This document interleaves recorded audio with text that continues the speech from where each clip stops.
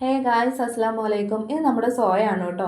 ഈ ഒരു ഐറ്റം എനിക്ക് ഒട്ടും ഇഷ്ടമില്ലായിരുന്നു. പിന്നീട് എപ്പോഴോ ഉണ്ടാക്കുന്ന രീതിയിൽ ചേഞ്ചസ് ഒക്കെ വരുത്തി നോക്കിയപ്പോൾ എൻ്റെ ഫേവറേറ്റ് ലിസ്റ്റിൽ ഉൾപ്പെട്ട ഒരു ഐറ്റം തന്നെയാണ് കേട്ടോ ഇപ്പോൾ ഇത്. അപ്പോൾ ഞാൻ നിങ്ങൾക്കും കൂടി കാണിച്ചു തരാമെന്ന് വെച്ചു.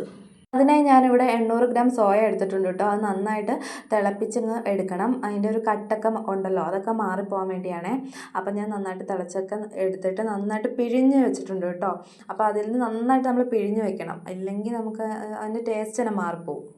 ശേഷം ഇതിലേക്ക് ആവശ്യമായ ഒരു പിടി ഉള്ളി, ഇഞ്ചി, വെളുത്തുള്ളി, പച്ചമുളക് ഇതെല്ലാം എടുത്ത് വെച്ചിട്ടുണ്ട് കേട്ടോ. ഇനി ഒരു പാൻ വെച്ച് അതിലേക്ക് 3 സ്പൂൺ എണ്ണ ഒഴിച്ച് കൊടുത്ത് 3 ഏലക്ക, 4 ഗ്രാമ്പ്, ഒരു ചെറിയ പീസ് കറുകപ്പട്ട ഇട്ട് കൊടുത്ത് നല്ല ബ്രൗൺ നിറത്തിലാവുമ്പോൾ ഒരു പിഞ്ച് പെരിഞ്ചീരകവും ഇട്ട് കൊടുത്ത് ശേഷം അരിഞ്ഞു വെച്ചിരിക്കുന്ന ഉള്ളി, പച്ചമുളക്, വെളുത്തുള്ളി ഇതെല്ലാം കൂടി ഇട്ട് കൊടുത്ത് നന്നായിട്ട് വഴറ്റിയെടുക്കാം. ഇപ്പോൾ നന്നായിട്ട് വാടി വന്നിട്ടുണ്ട്. ഇനി ഇതിലേക്ക് ഒരു 10 കുരുമുളക് ചതച്ചിട്ട് കൊടുക്കാം.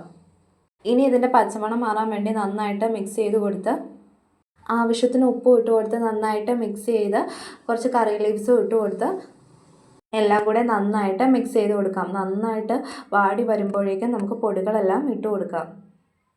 അതിനായി 1 സ്പൂൺ മുളക് പൊടി, 1/2 സ്പൂൺ മല്ലിപ്പൊടി, 1 സ്പൂൺ മഞ്ഞൾപ്പൊടി ഇട്ട് കൊടുത്ത് നന്നായിട്ട് മിക്സ് ചെയ്തതിന് ശേഷം 1/2 സ്പൂൺ ഗരം മസാലയും കൂടി ഇട്ട് കൊടുത്ത് പൊടികളുടെ എല്ലാം പച്ചമണം മാറുന്ന വരെ നന്നായിട്ട് മിക്സ് ചെയ്ത് കൊടുക്കണം. ശേഷം വേവിച്ച് വെച്ചിരിക്കുന്ന സോയാബീൻ ഇട്ട് കൊടുത്ത് നന്നായിട്ട് മിക്സ് ചെയ്ത് കൊടുക്കാം.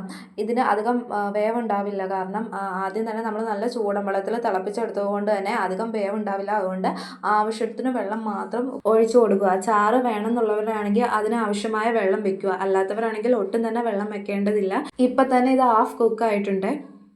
ശേഷം നന്നായി മിക്സ് ചെയ്ത് കൊടുത്ത് ഇതൊന്ന് സെറ്റ് ആകാനായി ഒരു 5 മിനിറ്റ്സ് മൂടി വെക്കാം. ഇടയ്ക്കിടയ്ക്ക് തുറന്ന് നോക്കണം കേട്ടോ, അല്ലെങ്കിൽ നമ്മൾ വെള്ളം വറ്റിയിട്ടുണ്ടോ അടി പിടിക്കാൻ സാധ്യതയുണ്ട്. അതുകൊണ്ട് തന്നെ ഇടയ്ക്കിടയ്ക്ക് നന്നായിട്ടൊന്ന് മിക്സ് ചെയ്ത് കൊടുക്കണം.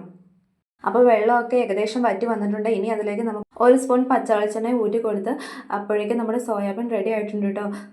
ഇറച്ചിക്കറി മാറി നിൽക്കുന്ന ടേസ്റ്റിലുള്ള കറിയാണ്. അപ്പോൾ എല്ലാവരും ട്രൈ ചെയ്യണം.